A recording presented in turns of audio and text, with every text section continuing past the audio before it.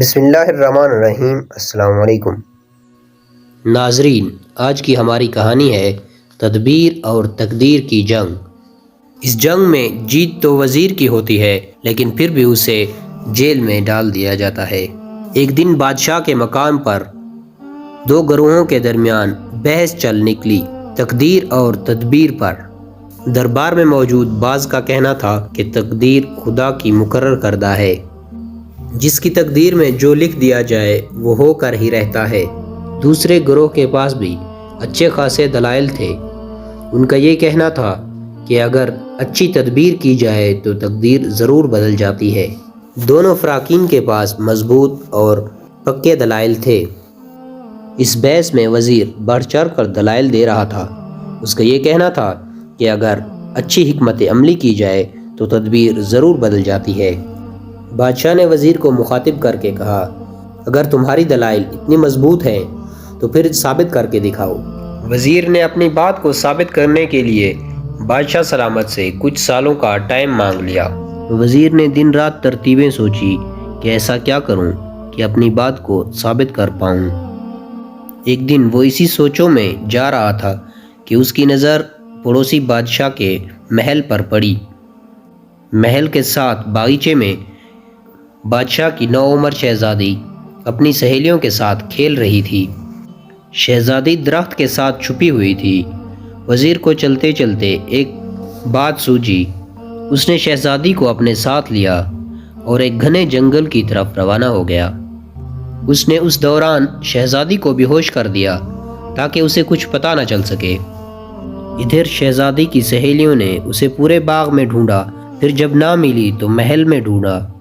جب کہیں نہ ملی تو پورے محل میں کوہرام مچ گیا کہ شہزادی کہیں گم ہو گئی ہے۔ ادھر وزیر شہزادی کو لے کر جنگل میں ایک آرام دہ کمرہ تیار کیا، جس میں شہزادی کے استعمال کی ہر چیز میسر کی، تاکہ جب شہزادی کو ہوش آئے تو اس کے کھانے پینے کی اور ضروریات کی ہر چیز وہاں پر میسر ہو، تاکہ شہزادی پریشان نہ ہو جائے۔ اس کے بعد وزیر نے اسے بستر پر سلا دیا اور خود وہاں سے چلا گیا۔ یہ درخت جہاں اس نے شہزادی کو چھوڑا تھا دریا کے درمیان تھا، اور اس کے چاروں طرف دور دور تک پانی اور جنگل ہی تھا۔ جب شہزادی کو ہوش آیا تو وہ ایک بزرگ کی شکل میں شہزادی کے سامنے آیا۔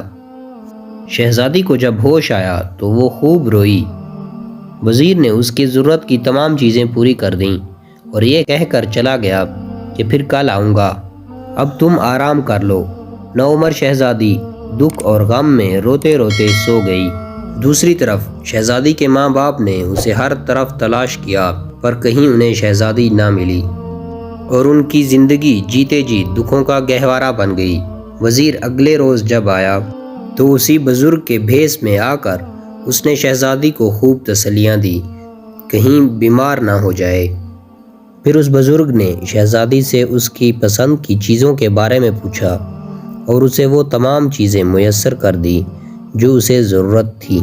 وزیر اس کے پاس روز آتا اور اشیاء ضرورت مہیا کر کے واپس چلا جاتا۔ شہزادی بھی اب اس کی عادی ہوتی جا رہی تھی۔ اسے اس کمرے سے باہر نکلنے کی ضرورت بھی محسوس نہیں ہوتی تھی۔ وہ کھڑکیوں سے باہر کا نظارہ کر لیتی، لیکن اسے کبھی اپنے جیسا کوئی انسان نظر نہ آیا۔ وقت گزرتا گیا، شہزادی نوعمری سے جوانی میں داخل ہو گئی۔ اب وزیر کا شہزادی کے پاس آنے کا دورانیہ تبدیل ہو گیا۔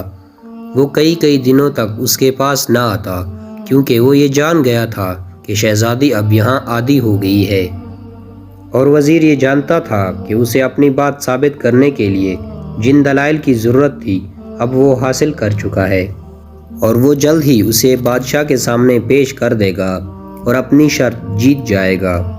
ایک دن جنگل میں شہزادی اکیلی تھی کہ جنگل میں طوفان کے آثار نظر آنے لگے۔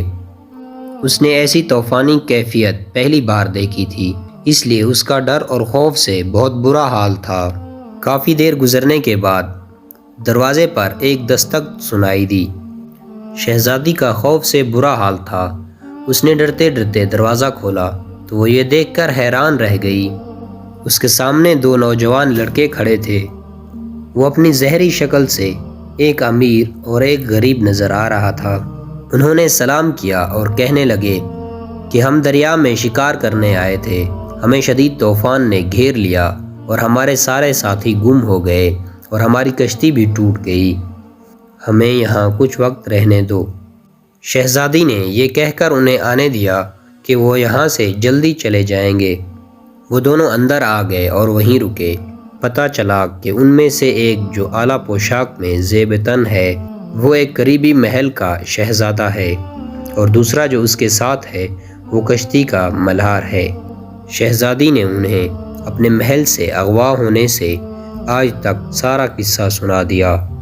کہنے لگی کہ مجھے نہیں معلوم کہ میں یہاں کب سے ہوں، بس پہلی بار آپ دونوں کو دیکھا ہے۔ شہزادے نے شہزادی کی باتوں سے اندازہ لگا لیا کہ اسے یہاں آئے تقریباً 12 سال ہو گئے ہیں۔ جب وہ یہاں آئی تھی تو 12 سال کی تھی۔ شہزادہ اس شہزادی کی باتوں سے بہت متاثر ہوا۔ شہزادے نے اس سے شادی کا ارادہ کر لیا اور شادی کر لی اور وہیں اس کے پاس رہنے لگا۔ بہت وقت گزر گیا اور ان کا ایک بچہ بھی ہو گیا۔ ایک دن وہاں وزیر آیا تو شہزادی کو وزیر کے آنے کا اندازہ ہو گیا۔ شہزادی نے اس شہزادے کو چھپا دیا اور وہ ملاح کہیں کام سے باہر جا چکا تھا۔ وزیر نے کہا، اب وہ وقت آ چکا ہے کہ جس کے لیے میں نے اتنا عرصہ تمہیں یہاں جنگل میں چھپا کر رکھا ہے۔ شہزادی کو ایک خفیہ سواری میں سوار ہونے کو کہا۔ اسی دوران وہ سبھی اس سواری میں سوار ہو گئے اور بادشاہ کے ہاں جا پہنچے۔ بادشاہ کے دربار میں سبھی ناظرین 12 سال چلی پہلی بحث کے آخری حتمی فیصلے کے انتظار کے منتظر تھے اور وزیر کی آخری دلیل کا انتظار کر رہے تھے۔ وزیر نے پالکی کو بادشاہ کے سامنے رکھ دیا۔ آج سے 12 سال پہلے کے سبھی واقعات آج تک سارے اسے بتا دیے۔ کہنے لگا کہ میں نے اپنی تدبیر سے فلاں ریاست کی شہزادی کو اغوا کیا، جس کی شادی ایک دوسری ریاست کے شہزادے کے ساتھ طے ہونی تھی اور وہ نہیں ہو سکی کیونکہ شہزادی اغوا ہو چکی تھی، اور وہ شہزادہ اپنے دوستوں کے ساتھ مچھلیوں کے شکار پہ گیا تھا جہاں ایک طوفان نے انہیں گھیر لیا اور وہ سبھی ہلاک ہو گئے تھے۔ اس طرح میں نے اپنی حکمت سے ان کی تقدیر کو بدل دیا۔ وزیر نے بالکی کا دروازہ کھول کر شہزادی کو باہر آنے کو کہا۔ جب شہزادی باہر آئی تو وہ ایک نہیں 3 لوگ تھے، ایک شہزادہ، ایک شہزادی اور ایک ان کا چھوٹا بچہ تھا۔ یہ منظر دیکھ کر وزیر حیران رہ گیا۔ حقیقت جان کر یہ بات تو ثابت ہو گئی کہ خدا کی لکھی تقدیر کو کوئی نہیں بدل سکتا۔ بلا شبہ کوشش جائز ہے، لیکن اس کا فیصلہ بھی خدا کے ہاتھ میں ہے۔ بادشاہ یہ سب دیکھ کر بہت غصے میں ہوا اور اس نے وزیر کو شہزادی کو بے قصور قید رکھنے پر ہمیشہ کے لیے جیل میں بند کرنے کا حکم دے دیا۔